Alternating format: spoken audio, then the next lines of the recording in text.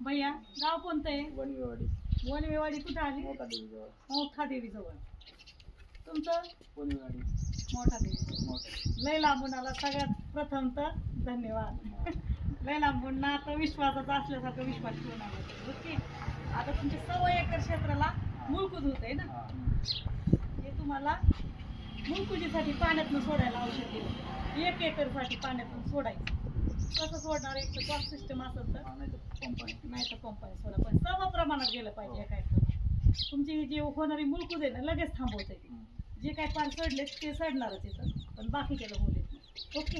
व्यवस्थित 1 एकरासाठी.